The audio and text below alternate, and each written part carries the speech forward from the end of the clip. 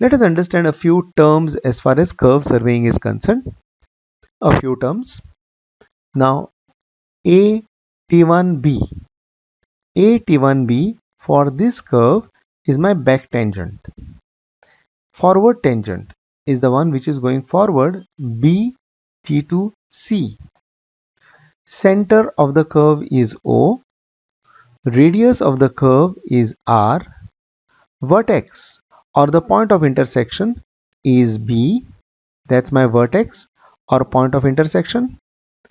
That's my angle of deflection. Please note this is my angle of deflection, and that angle of deflection is same as the angle over here. This is half and this is half, so total becomes full angle. Angle of intersection is over here. That is the angle of intersection of the two alignments. Please note one thing, this one and this one are linear pair of angles, so they will be forming 180 degrees. Tangent lengths BT1, BT2 are my tangent lengths. Summit or apex of the curve, okay, summit or apex of the curve of this curve, the topmost point, summit or apex, is the point D. Apex distance or external distance.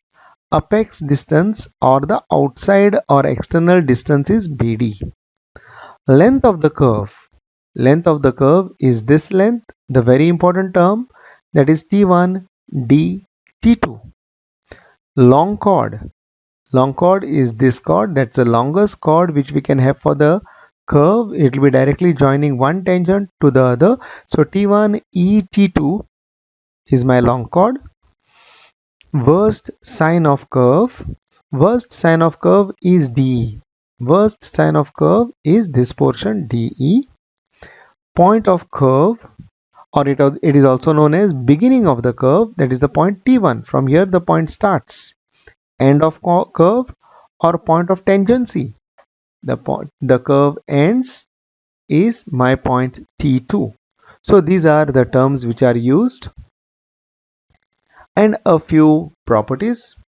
Angle of deflection, as I have said, these are linear pair of angles. So angle phi will be always equal to 180 minus this, or angle phi or angle I, when you add them, we will be getting it equal to 180. So angle phi is equal to angle 180 degrees minus I, or angle of intersection will be 180 minus phi. These are linear pair of angles. Radius of the curve. In terms of degree of the curve, we have already seen this relation, R is equal to 1719 upon D. Tangent length from here to here. Tangent length is R tan phi by 2. This tangent length is R tan phi by 2. How do we get this? Now look at this triangle BT1O. BT1O, since this is a tangent to the radius, this is a right angle.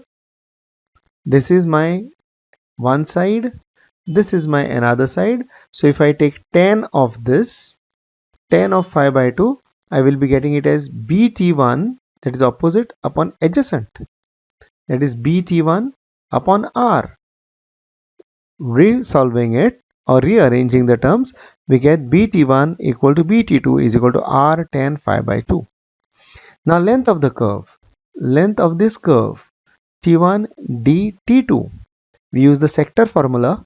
When we use the sector formula, T1 dt2 comes pi r phi degree upon 180 degrees. Okay, so pi r phi in degrees upon 180 gives me the length of the curve T1 d T2. Length of the long chord. Length of this long chord. Very simple. If I look at this triangle, T1 EO. T1 EO. Now length of the long chord is T1E plus ET2. T1E and ET2 is same. So let me look at this triangle T1EO. When I look at this triangle T1EO, that's a right angle over here. Sine of phi by 2. Sine of phi by 2 is opposite upon hypotenuse. My hypotenuse is R. Opposite is T1E. So T1E automatically becomes R into sine phi by 2.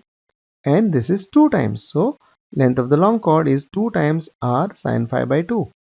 As I said, that's a right angle. In the triangle T1EO, sine of phi by 2 is opposite upon hypotenuse. My opposite is T1E and hypotenuse is r. So cross multiplying, I get T1E as r into sine phi by 2. So multiplied by 2, I get the full length. Now the apex distance BD.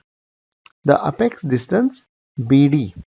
The apex distance BD can be found from this triangle, this full triangle. If I use this triangle, I know that this is r. I know the length of the tangent, which has been already found out earlier, as r tan phi by 2. So knowing this and knowing this as r and knowing that this is my right angle, I can get the length of the hypotenuse. I can get this length of the hypotenuse. Having got the length of the hypotenuse, my distance O to D is my radius. O to D is equal to radius. So subtracting, I get the length of BD, and that is BD equal to R into sec phi by 2 minus 1. And then DE, this distance, is obtained as R into 1 minus cos phi by 2. This DE is found as R into 1 minus cos pi by 2. There are other methods of also finding D. It is very simple. We know what is the length from D to O. We know that D to O is equal to the radius. Just now we have found a distance uh, over here. Yeah, we can easily get the distance EO, as we will be seeing it slightly later. Having obtained the value of EO, then we can compute the value of D. But in simple terms, D can be calculated as R into 1 minus cos phi by 2. By using this formula, I can easily get the values of these important relations. Thank you.